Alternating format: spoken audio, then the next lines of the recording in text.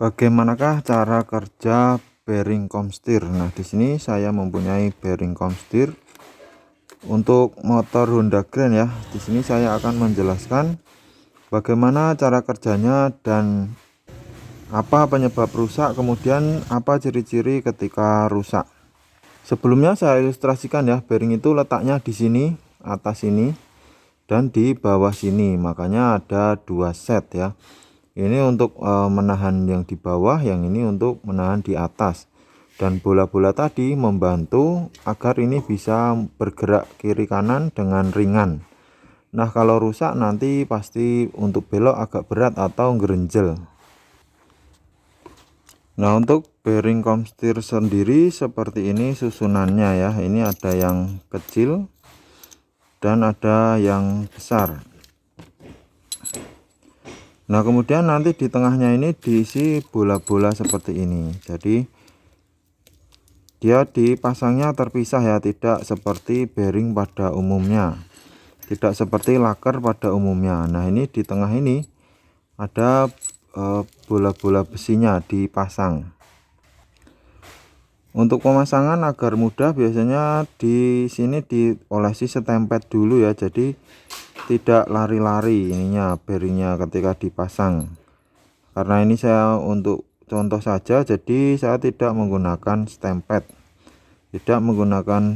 atau grease atau gemuk ya. Nah, seperti ini copot terus ya kalau tidak dikasih stempet.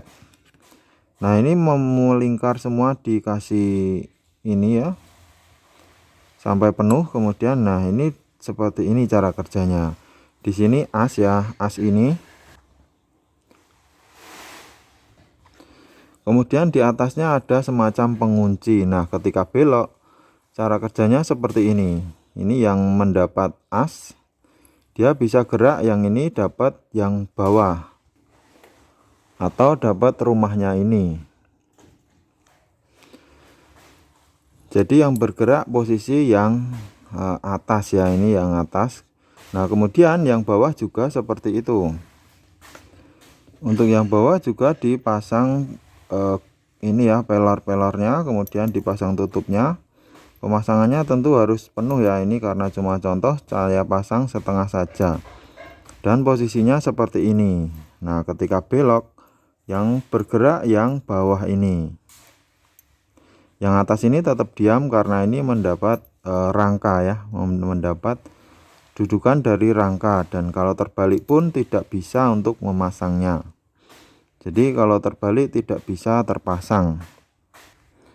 Kemudian penyebab kerusakannya ya, penyebab kerusakannya adalah jika kita sering menghajar jalan yang rusak atau polisi tidur dengan kondisi shock yang agak mati atau shocknya di downsize jadi lebih keras. Nah, ini bagian bearing ini akan ngantem ya, jadi bearing ini. Nah, ini dari sini ngantem bearing, kemudian ngantem rumah sini. Jadi yang mendapat hentakan keras ini seperti ini, dek dek dek. Nah, seperti itu ya ketika kita dapat jalan yang jelek atau sering lewat jalan yang rusak. Apalagi kondisi shock kita mati, itu akan mempercepat umur kerusakan dari ini. Jadi alangkah baiknya jika shocknya mati ya segera diperbaiki. Atau biasanya dari shock yang dipendekkan ya atau downsize itu sedikit banyak mempengaruhi kinerja dari bearing komstir ini, tapi itu sudah resiko dari sebuah modifikasi ya, jadi tidak perlu didebatkan lagi. Itu sudah resiko yang ditanggung ketika motor tidak standar pabrik. Tentunya ada konsekuensinya, antara lain bagian komstir akan cepat rusak atau lebih lifetime-nya lebih cepat atau tidak berumur lama. Kemudian jika sudah rusak, ciri-cirinya seperti ini. Ini kan di sini biasanya ada ini tidak ngiringanan ya, tapi satu tempat. Jadi di sini ada semacam lubang karena ini posisi kita dapat gajlukan itu biasanya motornya setir lurus ya. Jadi posisinya itu di sini terus yang kehajar dek dek dek dek. Jadi lama-lama si bearing ini membentuk lubang. Jadi ketika belok nanti ada rasa gerjel. Nah, seperti itu kejadiannya, karena ketika kita mendapat lubang, setangnya posisi lurus ya.